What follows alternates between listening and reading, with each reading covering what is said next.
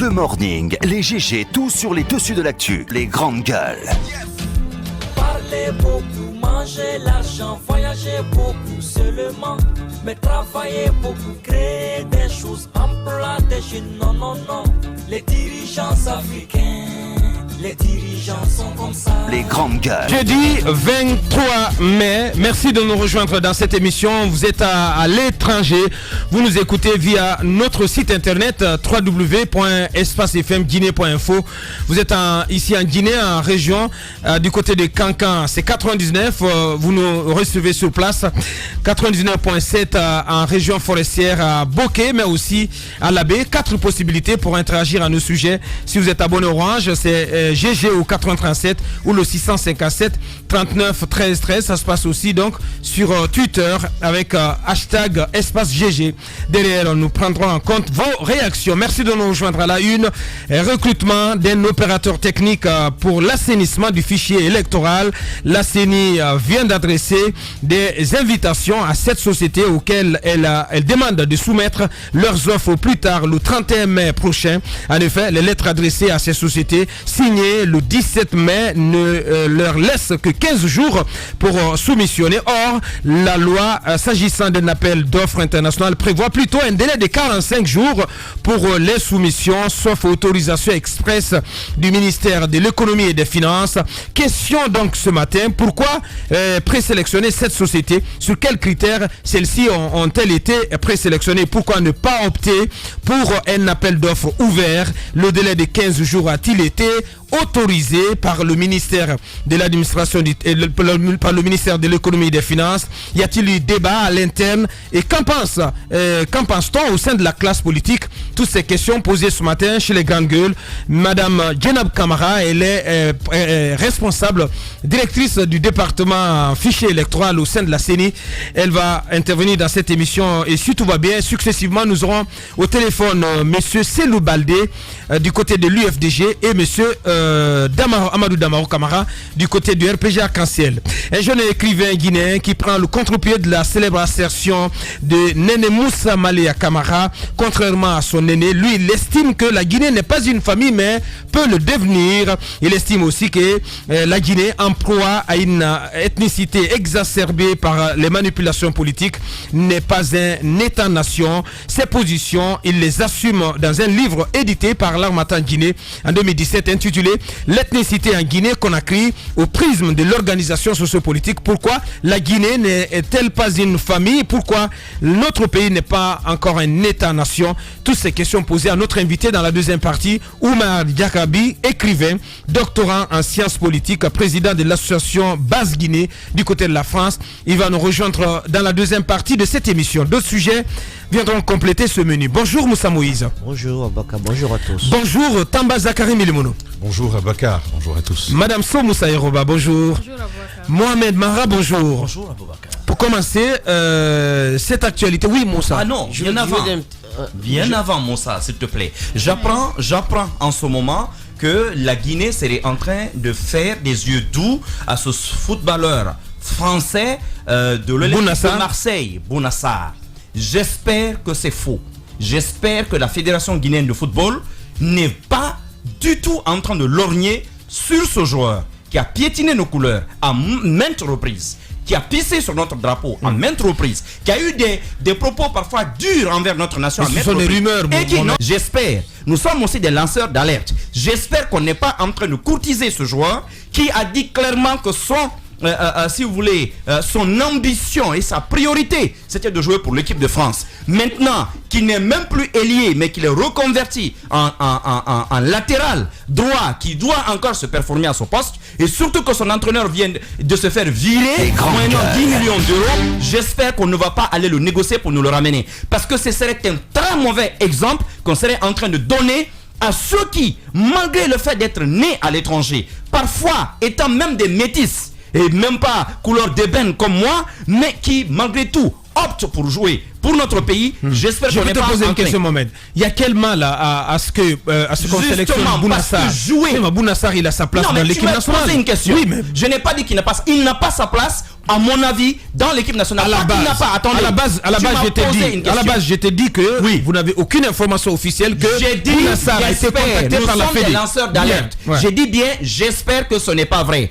Pourquoi? Je n'ai pas dit qu'il n'a pas les qualités techniques, mais ces qualités techniques, je m'en balance. Parce que quand il était Ça n'a pas de encore un sens, très Mohamed, bon ailier, franchement. attends. Vous savez Quand bien il que vous était n'avez pas de un très joueurs. bon- Quand il Vous n'avez était même pas un de très bon joueurs. ailier, quand il était un très bon ailier, la Guinée avait besoin de renfort. À l'époque où des hommes comme les Mansaré partaient à la retraite et tout ça, on avait besoin de recomposer cette équipe-là. Il a craché sur nous. En Bien. ce moment, On va se calmer, n'a Mohamed. pas besoin de ce type de mercenaires dans notre équipe nationale. Il Bien. faut qu'on respecte. En ce moment, on nous a déjà fait avaler des couleuvres la semaine dernière avec le Sénégal. Pardon, ne versez pas notre visage par terre avec ce type de mercenaires. On n'en a pas besoin. Servir le drapeau est se un calme. honneur. Bien, on se Servir le calme. drapeau est un honneur. Nous sommes le peuple du 28 septembre. Merci. Servir ce pays-là est un honneur. Ben, Voilà. Bien, on se calme, il ne faut pas craquer à l'antenne non plus. Allez-y, Parce que c'est Tamba. énervant. On Allez-y. connaît ce pays. Bien, allez-y, Oui, Tamba. parce qu'on on va Bien, il faut négocier. fermer son micro, sinon il va craquer en direct. Allez-y, Tamba. Allez-y, Tamba. Attention. Allez-y. Alors, moi, je respecte l'avis de Mohamed Mara. Ça, c'est cet endroit à lui de pousser cette alerte. Je trouve tout à fait aussi normal, bien entendu, même s'il n'a pas tous les éléments de réponse, de quand même poser le débat et de lancer l'alerte. Mais ce n'est pas mon avis. Mon avis part de ce que nous disons chez nous au pays qu'ici, le pisseur. C'est-à-dire, même si son pipi va jusqu'à Sékou Touré, à lui qui pisse d'ici, ça lui revient toujours au pied. Il ne faut pas perdre de vue que c'est un Guinéen, même s'il est aussi français, ça reste un Guinéen, ça reste un fils qui revient au pays et qui vers la fin choisit. Permets, je t'avais écouté, Mohamed, s'il te plaît. Mohamed Mara. Et donc qui choisit de revenir servir son pays. À mon avis, c'est noble. Peu importe les déterminants de sa décision, moi je pense que lorsqu'on revient sur sa décision par rapport à servir le pays, même si après il y a des intérêts derrière, nous tous nous agissons à la fin par intérêt. Il y a toujours un petit intérêt qu'on a à gagner après tout ça, même pour servir les couleurs de son peuple. Moi je pense que c'est une bonne chose. Et l'autre chose pour laquelle je pense l'autre chose pour laquelle permet à Bakar, je veux terminer. Oui, allez-y. Non, ce n'est pas. Personne n'a encore entendu Bouna Sarr. Je pense que c'est des spéculations qui n'ont aucun fondement. Ça n'a aucun sens. Mohamed, il faut qu'on se calme, Mohamed. Le débat est organisé. Allez-y. Ça peut être méprisant aujourd'hui, mais on a quand même le droit de se repentir de ce qu'on a pu dire. Ça c'est une chose. Et donc, s'il revient, j'estime que c'est une bonne chose de pouvoir revenir au pays et de servir la terre qui nous a vu partir. De l'autre côté, il y a une grande leçon que j'ai apprise auprès de Lamine Guirassy. Ouais. C'est que, quel que soit ce que tu vas dire de lui, quelle que soit la gravité de ton propos à son égard, s'il estime que lorsque tu décides de revenir vers lui, s'il estime que tu as toujours une plus-value à apporter à ce monsieur-là, il te reprend. Mais c'est ce qui compte. C'est ce qui compte à la fin. Ce qui compte finalement, c'est le deuxième pan de mon propos. Ouais. S'il peut apporter quelque chose à la Guinée qui en manque sérieux, en manque criard de compétences, moi je pense qu'il faut savoir fermer les yeux pour que même du mal on puisse produire du bien. Moi c'est mon avis. Merci. Et j'encouragerais bien sûr. Encore qu'il faut attendre qu'il y ait une annonce officielle venant de la fédération et même que le joueur, le concerné, on va s'écouter, que le concerné lui-même se prononce, ce qui n'est pas du tout le cas. Personne n'a encore entendu Bouna Sarr faire une quelconque annonce dans ce sens-là. On s'agite pour rien, franchement. Allez-y, Moussa. Ce n'était pas mon alerte, mais je vais en dire un petit mot. Ouais. Je trouve que nous pouvons faire mieux que d'attendre Bouna Sarr. J'espère que la fédération n'est pas en train de démarcher. Je ne parle pas du fait qu'il n'aime pas ce pays ou qu'il n'aime pas la Guinée, mais on ne peut pas obliger un joueur à venir porter les couleurs nationales d'un État, d'un pays, c'est pas possible. Ensuite, qu'est-ce qu'il pourra réellement apporter sur le terrain? Parce que ceux-là qui sont déjà en vue, en tout cas dans les yeux de monsieur Paul Put, je pense qu'ils ont eu l'occasion de jouer une ou deux fois ensemble. Bouna Sarr, est-ce qu'il a cette habitude avec ses coéquipiers? C'est un joueur de haut niveau. D'accord, mais écoute, nous avons, je le dis pourquoi. Je dis qu'on peut s'en passer en nous basant sur l'expérience des moins de 17 ans qui ne sont allés nulle part. Ils étaient là avec nous, ils ont mordu la poussière. Non, s'il te plaît. La CAN, c'est autre chose. Non, s'il te La plaît. CAN senior, Non, et je t'en c'est prie. autre chose. Qu'est-ce que tu vas voir? Tu vas voir. C'est une question d'âge. C'est une compétition C'est une très question d'âge. relevée, Moussa. Je trouve d'ailleurs. D'accord. Je trouve d'ailleurs. Bien. Que ceux-là qui ont les jambes. Continuez dans le chauvinisme, dans le nationalisme BA, et vous comprendrez. Quand vous avez moins de comprendrez. 17 ans, mon ami, vous fournissez beaucoup plus d'énergie que les vieillards qui jouent la canne. Hein. Attention, Bien. vous allez plus vite que le vent. Voilà, c'est différent. Je pense qu'on peut miser sur l'expérience des moins de 17 ans qui nous ont fait rêver. Ils nous ont fait rêver quand même. Ils avaient les jambes moins lourdes, ils avaient mieux traité cette histoire liée à ces passeports. Et ça, je vais en parler. J'ai fait un constat. Le constat, c'est que nous ne sommes pas en train de comprendre que dire que la Guinée pourrait avoir tort et recevoir une gifle, ce n'est pas soutenu systématiquement le Sénégal. Nous avons battu le Sénégal sur le terrain. Si nous subissons la raclée à venir, si nous la subissons, ce ne serait pas la faute du Sénégal, ce serait de notre faute. Bien entendu. Il faudrait alors que nous puissions tirer les leçons. J'ai l'impression qu'on veut passer sous silence cette histoire. De son côté grave, on voudrait en faire un truc normal qui peut arriver au commun de mortels. Je suis désolé.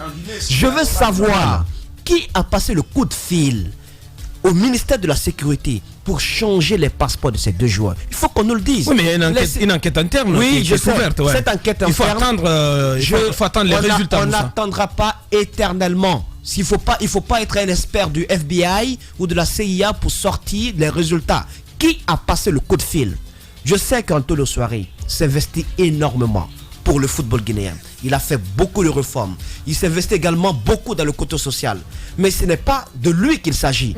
Il s'agit de ceux-là qui ont sapé. Justement, Moussa, Ceux-là qui la ont première, sapé les efforts qui ont été fournis. la première personne à répondre, c'est forcément Vous savez l'entraîneur. pourquoi? Vous savez? C'est l'entraîneur. Oui, je C'est sais. celui qui propose les l'entraîneur. joueurs pour la Mais sélection. je vous dis- L'entraîneur c'est quoi Maléa Camara. Il doit répondre. Mais c'est lui qui doit répondre en premier lieu. Abakar, Oui. il doit répondre Oui, en premier lieu. mais en même temps, Oui. le président... À partir de là, il doit dire qui lui a donné l'ordre, qui l'a aidé à faire changer le passeport. Mais en même temps, les passeports en des deux même jeunes. temps, Ouais. mais en même temps, le président de la fédération, Surtout il a été alerté. que Maléa Il a été alerté. Bien. Il y a le président, jeune, vous avez le jeune Firawa Oui. qui l'avait alerté à l'époque, a Bien. alerté tout le monde. Bien. Il y avait des joueurs qui n'avaient Écoutez, pas l'âge de cette Vous catégorie. savez, ce qui serait plus grave dans cette histoire, à vaincre sans péril, on triomphe sans gloire. Donc ne nous inquiétons pas du côté du Sénégal. Ils ont été battus sur le terrain. Même s'ils arrivent à partir, ce ne serait pas une véritable victoire. Nous, on les a battus en mouillant le maillot. Mais lavons le visage, lavons notre honneur. Si nous laissons passer cette histoire comme ça, nous serions alors aux yeux du monde un pays qui n'a aucun respect pour ses propres documents administratifs Mais bien- et sur lequel on ne peut pas compter. Mais c'est une Parce affaire qu'on parle de sérieuse, sérieux. Moussa, c'est une Moi, affaire je dis, extrêmement grave. Le président de la Fédération guinéenne de football ne doit pas accepter qu'une telle souillure puisse passer sans être condamné, sans être sanctionné. Effectivement. Antonio doit en faire une affaire personnelle. Je le dis pourquoi. Lui et son staff qui ont fourni énormément de fonds. Depuis combien d'années les jeunes sont en train d'être préparés? Ouais. Depuis combien d'années? Ouais. Depuis Et combien il y a d'années? eu beaucoup d'investissements sur cette jeune Imaginez équipe. ce qui a été fait. Ouais. Ces jeunes qui sont sortis sous le soleil pour les accueillir ici, Ouais. malgré qu'ils sont Le fichés gouvernement, partout. en tête, le gouvernement, le tout Premier ça. ministre, ouais. Vous pensez que c'est facile d'accepter de croiser les bras comme ça, qu'on nous arrache avec une gifle à l'appui nos médailles? Non, quand même, c'est une Bien. honte. Bah, Il faut, la seule issue pour nous, pour que cette gifle ne soit pas aussi douloureuse, c'est de trouver les commanditaires de ce changement de passeport et les condamner. Il faut le faire. Il faut les bannir. Il même. faut le faire. Si on ne le fait pas, sincèrement, c'est une honte pour toute la nation. Bien. Il y a un aspect qu'on oublie souvent sur ces jeunes, c'est que la carrière de ces jeunes-là vient d'être mise à mal.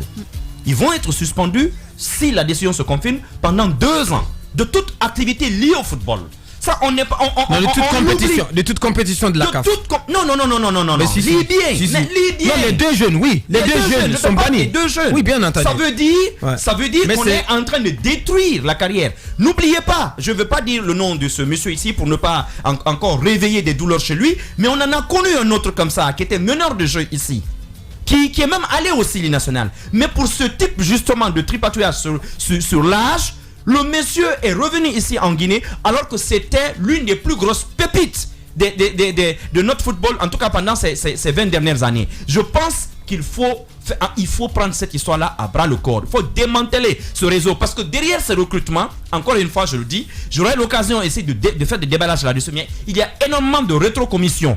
Beaucoup de joueurs arrivent parfois en équipe nationale après, si vous voulez, des petites combines, des marchés même, je dirais. Et ça, il faut faire attention avec ça. Merci Mohamed, allez-y Madame Hiro. Non mais écoutez, moi par rapport à cette situation, je dirais que en Guinée, si on est tellement habitué aux falsifications que quelquefois on pousse trop loin le bouton. Je ne sais pas pourquoi on s'est permis de prendre ces deux jeunes, sachant bien qu'il y a 2 ans, il y a eu on sait que ces jeunes avaient 17 ans. Et ils ont participé à un tournoi international au Japon. Il y a 2 ans, ils ont participé à un tournoi international et nous savons que les documents partent là où ils ont participé à cette compétition. Les documents sont là, ils restent. C'est pas comme en Guinée où on n'archive pas les choses. Je me demande comment est-ce qu'ils se sont laissés avoir à ce point. Moi, ce qui me fait mal surtout, c'est le point que Mara vient de souligner. Le fait que ces deux jeunes-là vont être vraiment mis à l'écart pendant 2 ans, sacrifiés pendant 2 ans à cause je sais pas, d'une erreur de quelqu'un qui n'a pas... l'incurie. Franchement, je ne comprends pas. Comment est-ce que vous pouvez agir de la sorte en tant que professionnel? Vous savez qu'au plan international, les choses ne se font pas comme ça de façon hasardeuse. Les gens vont garder les documents et vous savez que le Sénégal, c'est pas comme ici où on peut laisser les choses banalement passer parce que ils ont compris, ils ont mené les enquêtes, ils ont cherché à savoir ce qui s'est réellement passé.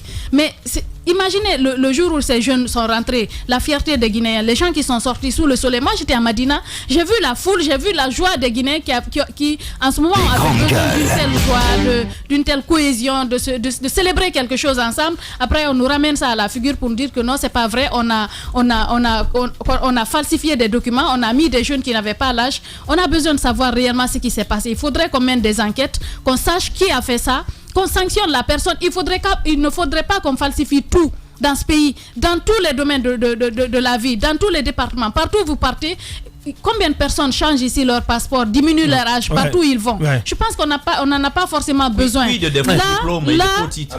Justement, sans parler de ces faux diplômes et tout ce qu'il y a derrière. Je pense qu'à un moment donné, on a besoin de s'arrêter. On a besoin, à des rencontres comme ça, de jouer vrai. De ne pas jouer faux à tous les niveaux. Bien. Et savoir que Tamba, les 2 joueurs n'ont même pas été suffisamment utilisés. Je ne suis même pas sûr qu'ils ont été alignés contre le Sénégal. Et c'est ce qui m'amène à la question. C'est quand même grave. C'est ce qui m'amène à cette question. Qui a sacrifié qui?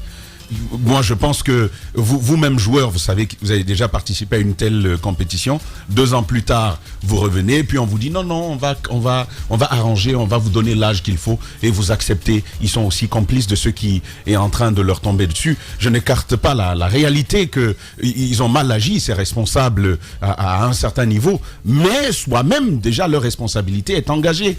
Comment de moins de 20 ans là, ça n'a rien à voir. Oui, ça n'a rien à voir. De moins de 20 ans, ça veut dire quoi? De moins de 20 ans, de moins de 20 ans, c'est des gens de 19 ans qui ont la majorité révolue. On parle quand même de cela. Où sont ces valeurs que nous sommes en train de prêcher ici?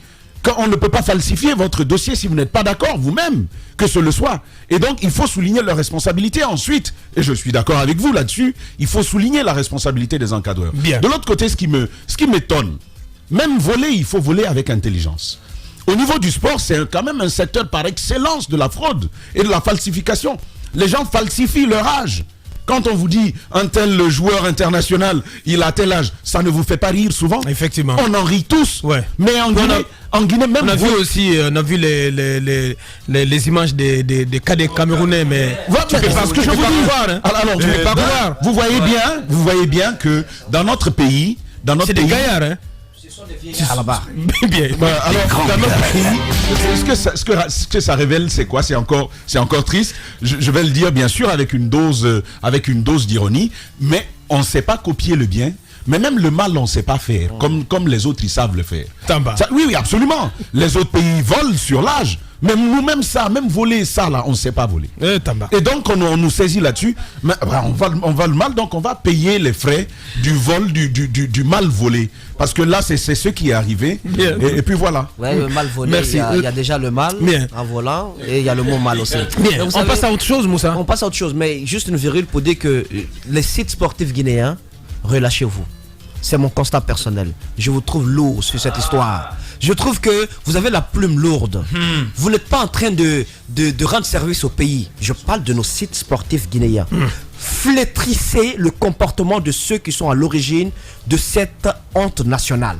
Flétrissez le comportement de ces personnes qui sont à l'origine de cette falsification. Vous ne faites pas du tort à Antonio Soiré, bon sang de bon Dieu. C'est un humain. Vous lui rendez service plutôt. Peut-être qu'il n'est pas celui-là qui a demandé que cela soit fait. Autour de lui, il y a énormément de personnes qui ont des intérêts liés. Mohamed Mara le rappelait, pour qu'un tel joueur soit sélectionné, ils ont peut-être des rétrocommissions. Flétrissez ces comportements. Vous ne faites pas tort à la Figue Foot, ni à Antonio Soiré. Vous rendez service au pays. Ensuite, l'alerte que je voulais donner, c'est au sujet de ce qui se passe au niveau du paiement des reçus pour les passeports à Ecobank. Vous savez, par jour, c'est 100 personnes. 100 personnes. Sur l'ensemble du territoire national. C'est une restriction que je trouve inopportune. Je trouve que ça n'a aucun sens. C'est insensé ça. Je trouve que ça n'a aucun sens. Complètement insensé, ouais. Ensuite, 100 personnes sur toute l'étendue du territoire national. Vous avez un business, vous savez, le Guinéen aussi, c'est ça. Il a créé un business à côté. Les gens se lèvent à 5 h du matin pour faire la queue devant les banques afin de pouvoir... Devant les agences d'Ecobank. Exactement, afin de pouvoir payer cet argent. Mais il se trouve que même quand vous venez à 3 h, à 4 h du matin, vous trouvez que les 100 personnes ont déjà été présélectionnées. Ouais. Par le truchement des gardiens, des vigiles et de certains agents de la banque. Je trouve que c'est pas honorable. Il faudrait que cette banque, les responsables de cette banque prennent leurs responsabilités, mais aussi l'État.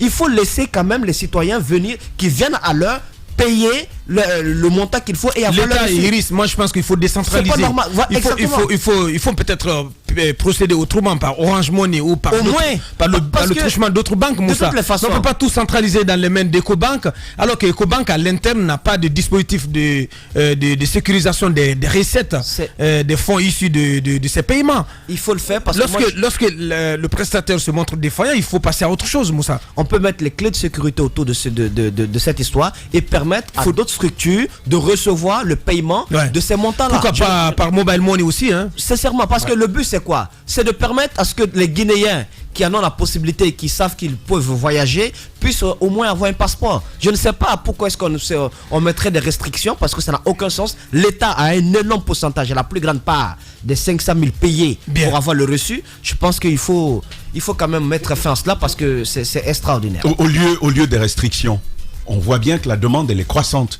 Il y a beaucoup plus de Guinéens qui voudraient, au-delà des 100 que l'on demande par jour, combien sont ces Guinéens qui voudraient l'avoir dans l'urgence parfois? Je pense que quand on est face à cela, il faut plutôt que d'apporter ce genre de restrictions, 100 personnes par jour, vous faites des efforts pour que l'offre de services et soit suffisante pour accueillir plus de monde. Effectivement. Je pense que c'est là qu'il faut aller. Mais et si, finalement, c'est la question que je me pose. Et si finalement, c'était entretenu à dessein? C'est-à-dire qu'on crée le besoin et ainsi on se fait de la maille autour. Je crois que c'est encore une de nos stratégies, tout ça. Ce n'est pas dénué de sens, Tamba. La normale s'impose en norme. Le sens n'est plus sens. L'intelligence décriée et la médiocrité célébrée. Brisons cette inversion des valeurs. Bienvenue chez les grandes gueules de Radio Espace Guinée, en ondes depuis plus de 7 ans en Guinée.